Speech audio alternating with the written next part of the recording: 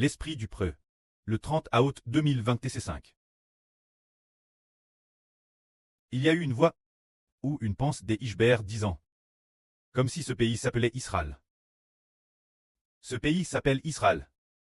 Alors est-ce que ce pays a un rapport avec moi, le frère Rehoboth et le frère Josu?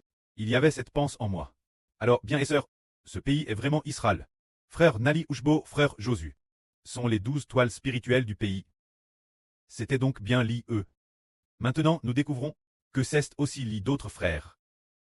Tous sont Israël, recevant le royaume avec les fils d'Israël. Recevant le royaume ensemble, tout comme autrefois. Dieu a promis de donner la terre Jacob, de donner le pays de Canaan Israël.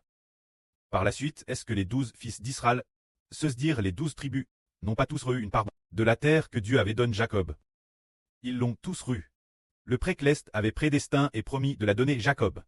Et finalement, les fils de Jacob l'ont tous obtenu, bien que ce moment ses fils étaient tous décédés. Mais, les descendants de ses fils ont ainsi obtenu 12 territoires, chaque tribu recevant un territoire, une part de terre. Chaque tribu a reçu une part de terre, divisant ainsi le pays de Canaan en 12 parts. C'est pour cette raison. Alors, bien et sœurs, plus tard nous sommes arrivés au Nouveau Testament, et avons découvert que Madame le royaume des cieux est divisé en 12 parts. Chaque part équivalent une porte du royaume des cieux. Le royaume d'Israël avait 12 tribus. Ces tribus, les 12 tribus, ont ainsi formé le royaume d'Israël. C'est cela. Ce pays est bien le royaume d'Israël. C'est vrai. Aussitôt après l'esprit du pré a dit. Celui qui donne la vie est un sacrificateur. Celui qui donne la vie est un sacrificateur. Le frère Ashbert est le souverain sacrificateur. Celui qui donne la vie, les frères et sœurs Clest, auront aussi l'autorité l'avenir de donner la vie aux hommes. C'est merveilleux.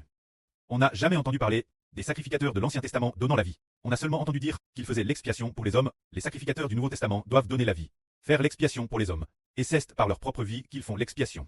En mourant eux-mêmes pour le peuple. On a, après très mort et après très ressuscité, Dieu a dit, oh, puisque tu es mort pour eux, alors, la vie est pose en toi, afin qu'ils aient la vie par toi. C'est ainsi que nous, ses enfants, sommes devenus nobles par cela. Juste après le pré a dit. Le Saint-Esprit a dit. L'avenir, quand le royaume de Dieu sera persécuté, la persécution du frère Josu sera très grande. Il a te dit clairement. Frère Josu, la persécution que tu subiras à l'avenir sera grande. Il l'a dit plusieurs reprises. Une fois il a te mentionné, une chanson appelle la chanson des chânes. Intitule Chanes, qui signifie très lit par des chânes. Alors la sœur Agneau a voulu chanter cette chanson pour méditer sur la foi du frère Josu. Le frère Ashbert a dit, cette chanson, le nom Chanes, et si on changeait de nom? Souffrir pour l'évangile ou souffrir pour le Seigneur? Quelle bénédiction! On a juste chanté le titre de la chanson. Alors nous comprenons tous que le frère Josu l'avenir passera certainement par de grandes preuves. Mais le précleste a aussi dit, qu'après l'épreuve, il sera grandement difficile. Que la gloire soit rendue au prêtre et au Seigneur. Amen.